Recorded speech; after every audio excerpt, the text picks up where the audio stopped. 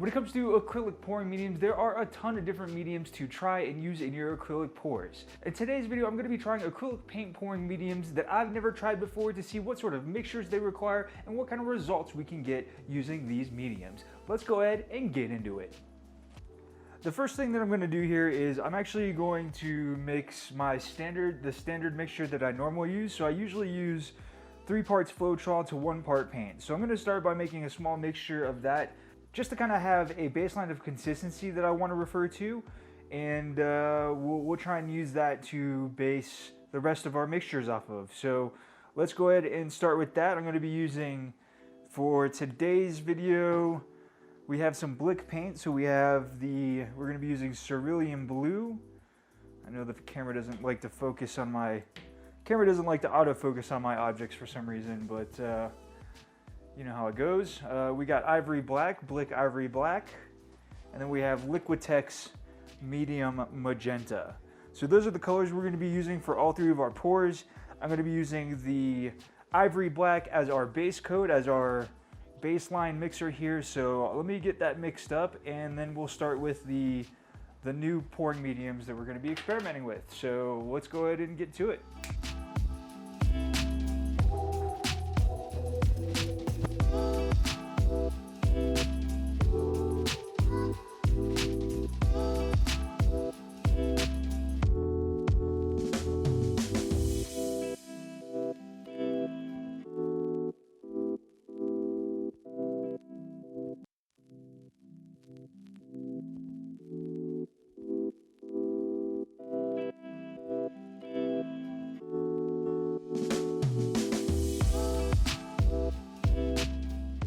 Okay, so we have our black paint mix up here using Floetrol.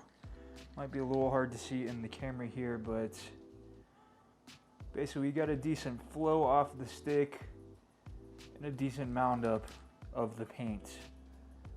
You don't want the paint to be too thin, because then when it's too thin, all the colors run together and you don't get the cool patterns that you really would like to have in acrylic pours. So that's just our baseline that we're going to use to figure out the right consistency for the rest of our mixtures. All right, so we're going to start off with our Ivory Black, and we're going to do 10 grams of paint. We're going to try and get 10 grams of paint into the little cup here, which might be difficult to do, seeing as it's not a squeeze bottle. Kind of have to eye it out here. Hey, what do you know? 10 grams. All right, so we're gonna play this on the safe side, and we're gonna start with a 1-to-1 ratio to see where that takes us. So let me go ahead and put 10 grams of medium in here, and we'll see how thick it comes out once we mix it. What's up, people? Future editing Mark here. I realize as I'm editing this video, I'm starting this pouring mixture, and I'm not even telling you which medium I'm using. In this particular shot, I'm using the Amsterdam pouring medium that I'm starting with the 1-to-1 mixing ratio. It does end up being more of a 2-to-1 mixing ratio, and then at that point, you'd want to assess your consistency depending on the types of paints that you're using. You may need a little bit of water, or maybe even a little bit more pouring medium to get the right consistency. Let's get back to it. It seems like this is a pretty thick medium. All right, so that's 1-to-1. Let me go ahead and mix it up, and we'll see how thick it is. A couple of things to know. So first thing that I've noticed difference here with the Amsterdam versus Floetrol is that you get a much more saturated black.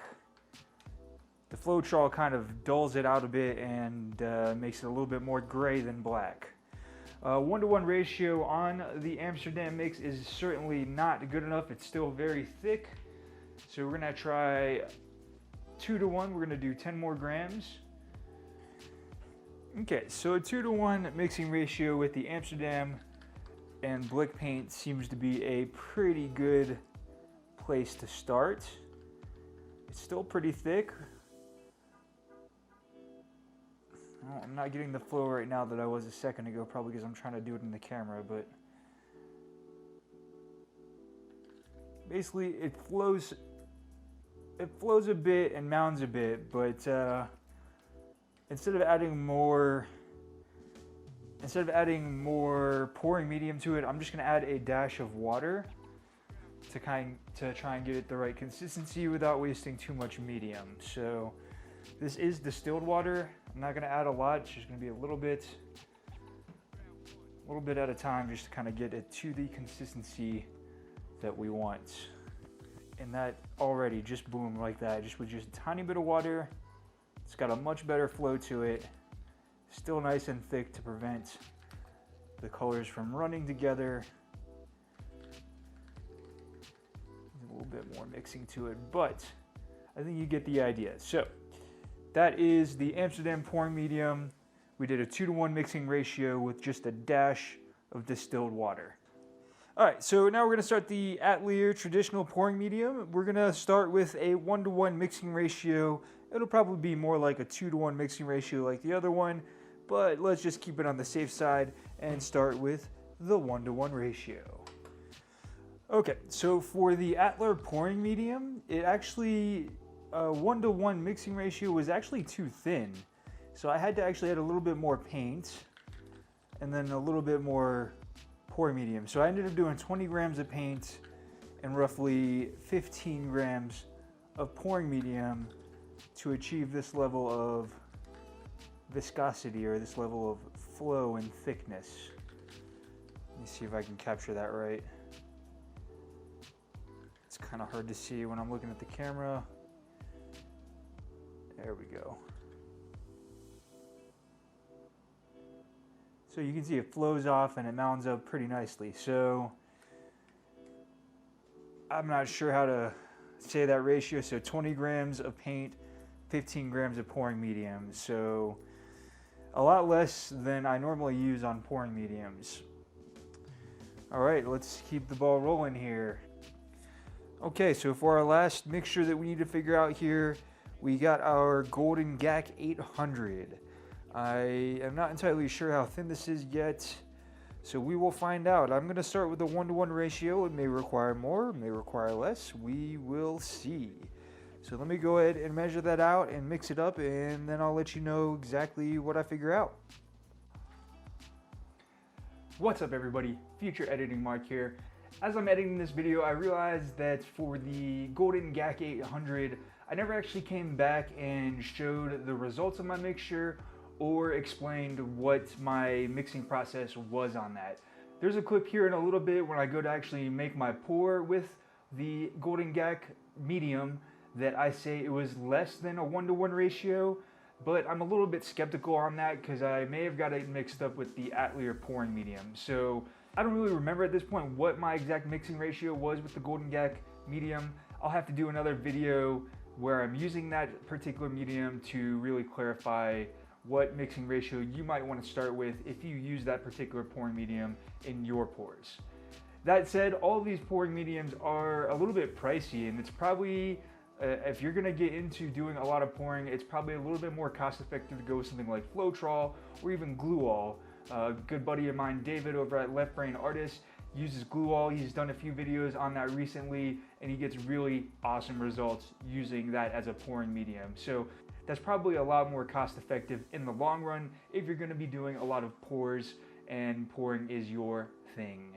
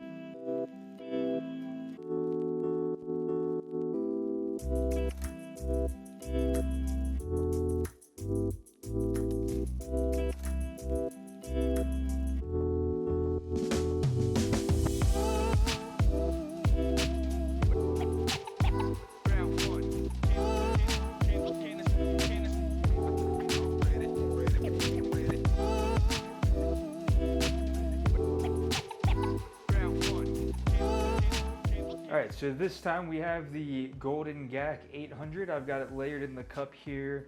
We're going to try another simple ring pour and see what sort of results we get with this. This particular one actually is really fluid, so I think, if I recall correctly, it's a little less than a 1-to-1 mixture on this to get the right consistency.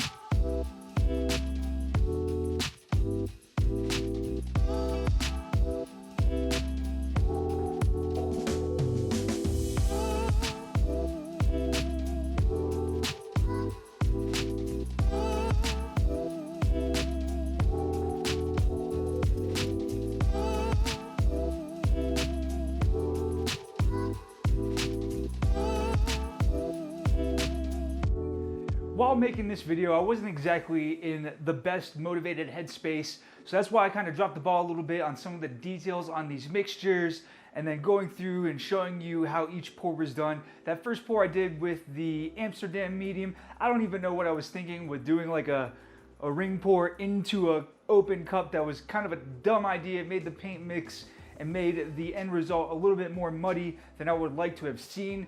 So I kind of just mixed some things up while doing this video, but I do hope you got some value out of this and that you learned a thing or two about these pouring mediums. I will definitely be using each of these pouring mediums again in future pouring videos for my acrylic pouring playlist that I'm building up. Speaking of which, if you want to see more videos on acrylic pouring, check out this acrylic pouring playlist right here.